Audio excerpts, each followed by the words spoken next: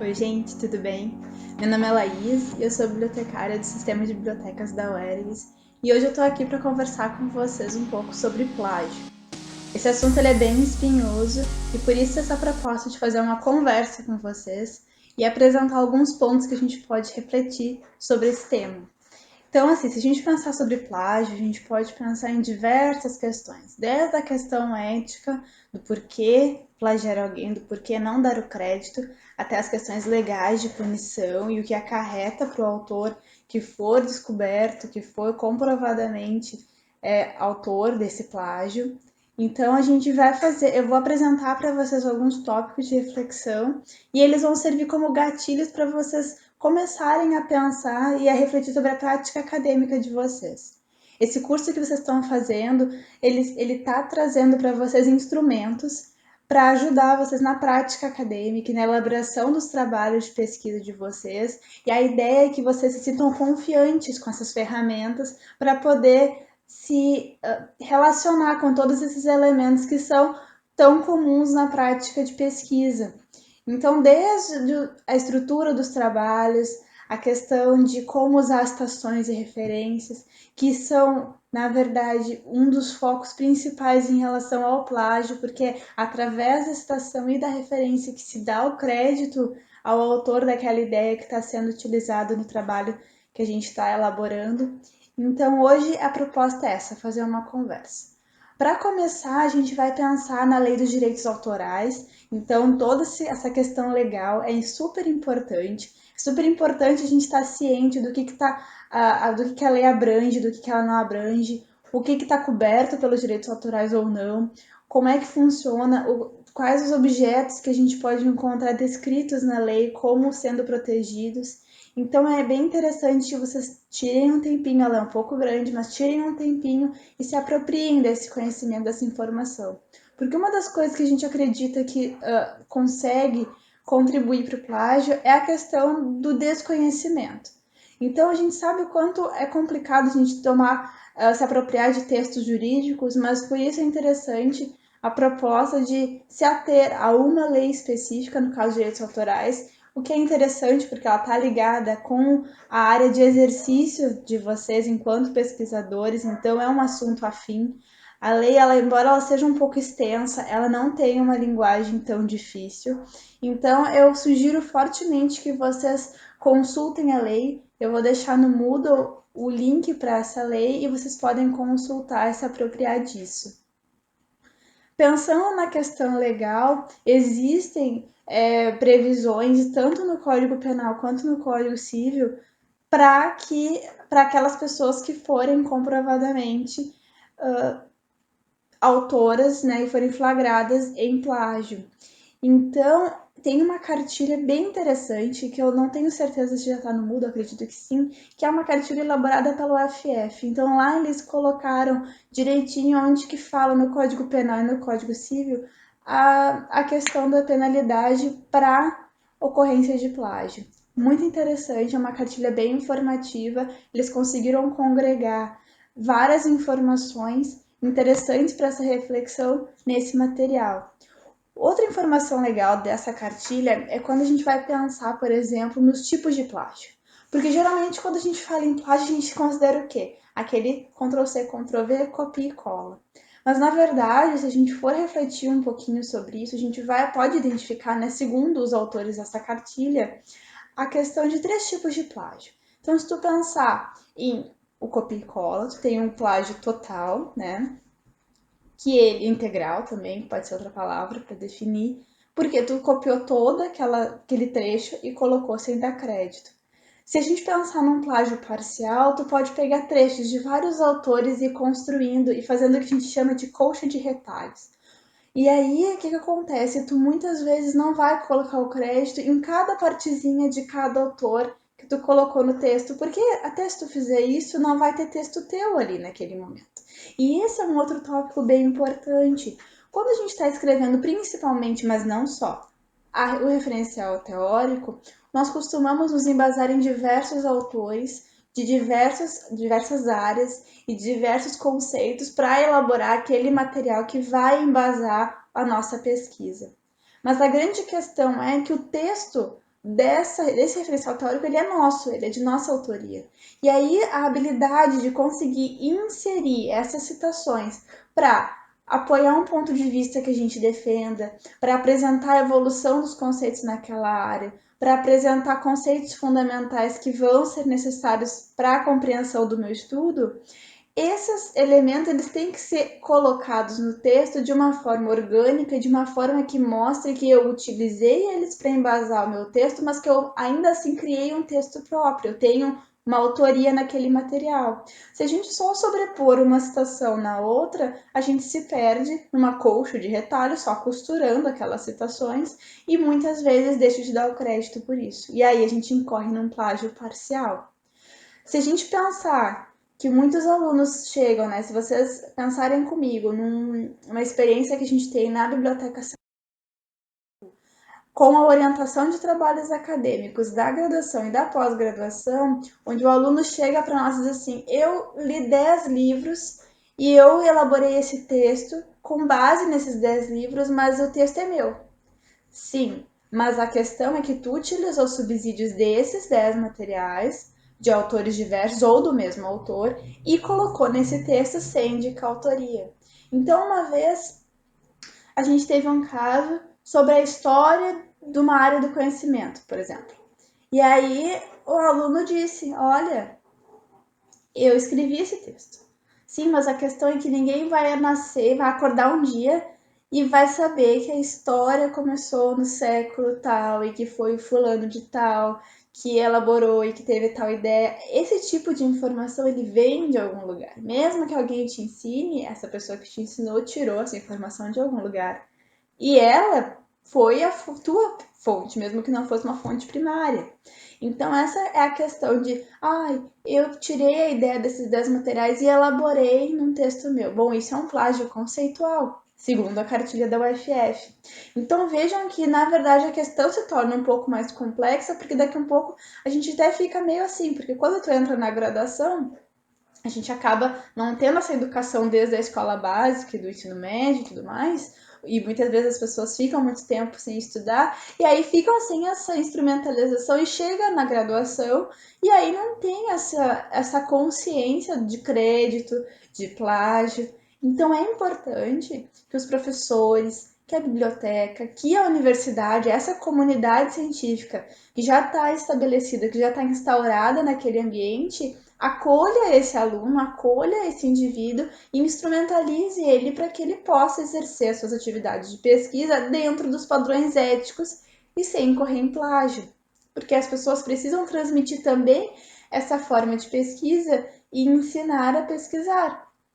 Né? Ninguém nasce sabendo, então é importante esse curso que vocês estão fazendo, que vocês fizeram e estão terminando, e é importante vocês, enquanto se forem professores, se forem alunos de pós-graduação em estágio de docência ou coisas do tipo, nas oportunidades que vocês tiverem, passar adiante para os jovens pesquisadores em informação.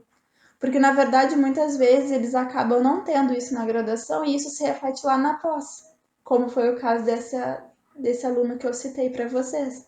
Então, é importante a gente pensar que tudo é uma questão de hábito, tudo é uma questão de educação e de mudança de cultura e de percepção que, se a gente consegue pensar que a pesquisa científica ela é o objetivo maior dela, é a evolução da ciência, é a evolução do conhecimento de uma área, né, de pesquisa como um todo, como que se vai pensar que tu vai fazer uma pesquisa sem ter base anterior? E como tu vai pensar em usar isso em teu benefício, em benefício da sociedade, sem dar o crédito para quem veio antes, quem conseguiu contribuir para que tu desse o passo adiante. Assim como daqui a um tempo, daqui a 5, 10 anos, menos até com a velocidade que estão as coisas, alguém deu um passo adiante usando a tua pesquisa com base e não te dê crédito.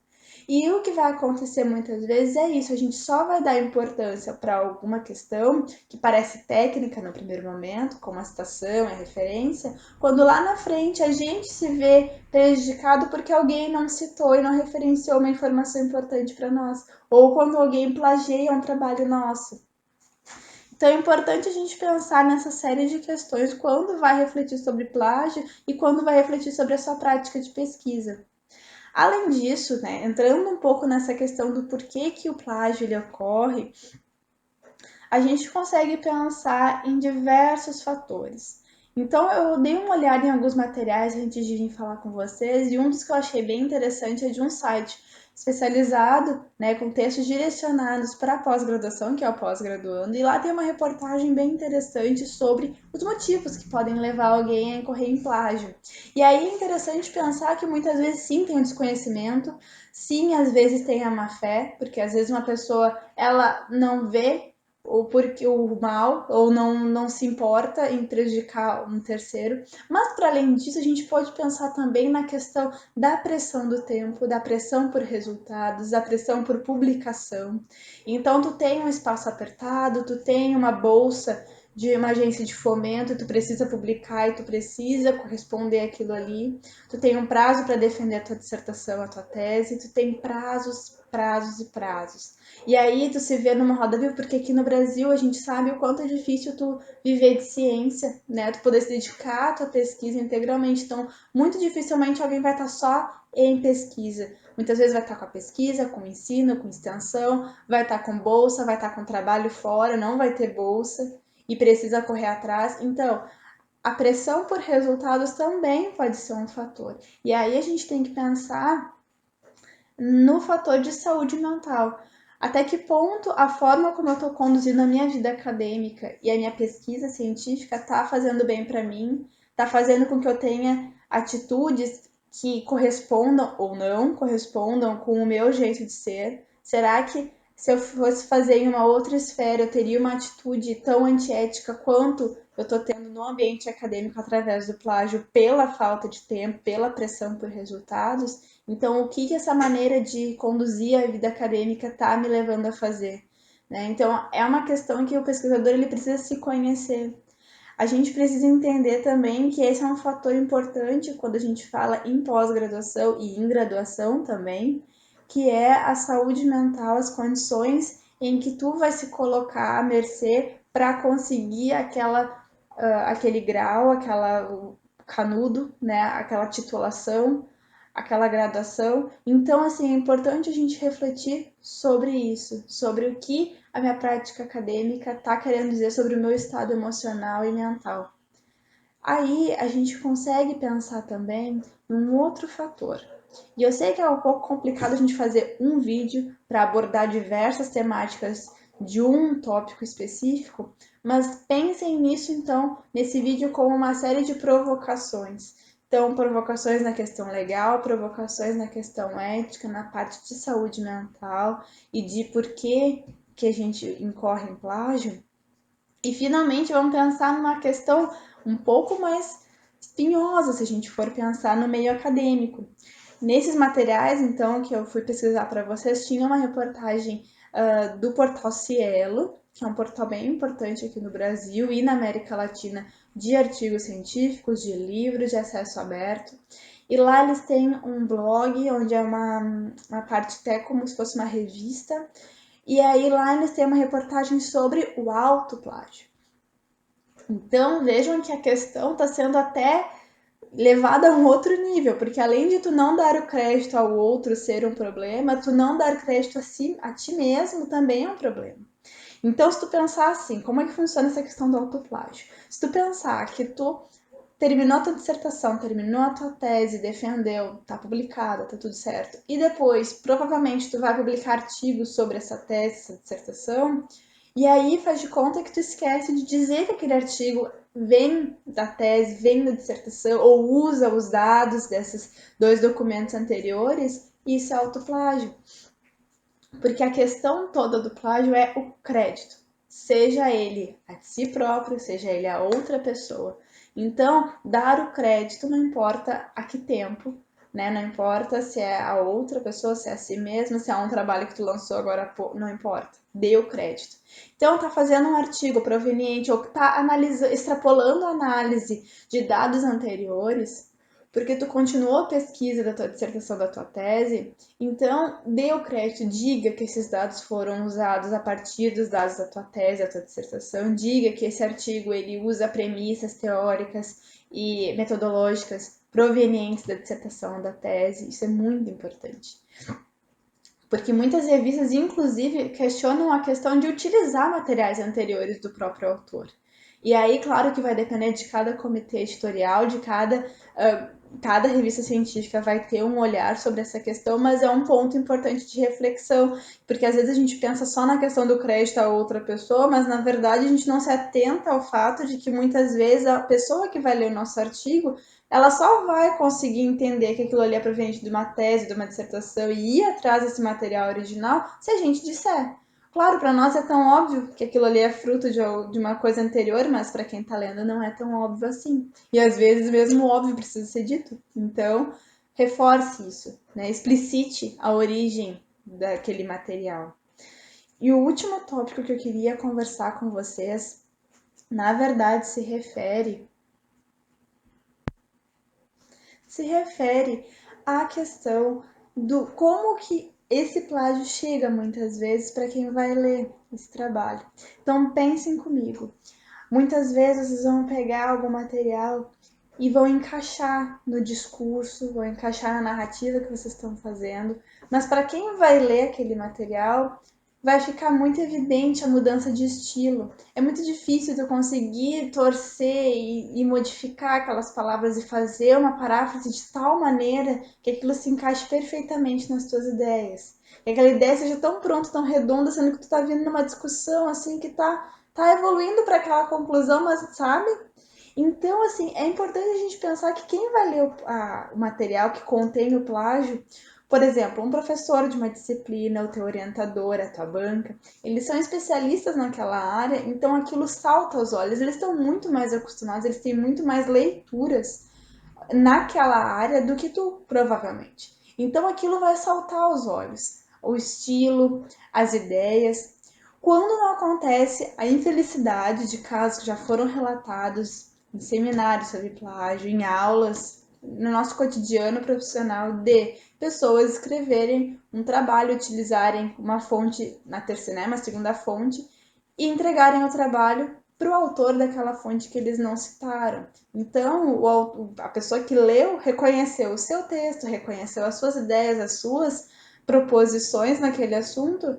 E aí, como que se defende uma questão dessa? Como que tu justifica tu não ter dado crédito e ainda não ter tido o cuidado de observar que aquele trabalho que tu estava citando era da pessoa para a qual tu ia entregar o teu trabalho como sendo teu, contendo as ideias dela. Então, assim, numa entrevista, um professor da USP deu para o site da USP, que eu vou deixar também para vocês lerem, ele escreve um livro sobre plágio e ele comenta sobre as características e como que é interessante a gente identificar o plágio. É muito gritante. Professores às vezes dividirem o texto e começarem quem é esta pessoa, quem é esta pessoa, por quê? Porque tu consegue identificar as mudanças, as nuances. E uma outra questão é o seguinte, se a gente parar para pensar, a internet, ela é o maior facilitador do plágio, embora o plágio exista desde a época em que a nossa geração usava a Barça e copiava como se a gente tivesse pensado naquele texto, mas é uma questão de que ninguém ensina no colégio, muito raramente se ensina a citar e referenciar e a importância disso, né? Mas a internet então popularizou esses mecanismos, o Ctrl+C, Ctrl+V e toda essa questão, mas ao mesmo tempo ela é uma das maiores ferramentas para detectar o plágio. Então existem diversos softwares, diversos programas que facilitam quando tu insere o trabalho, ele identifica a porcentagem de texto que não é daquele autor.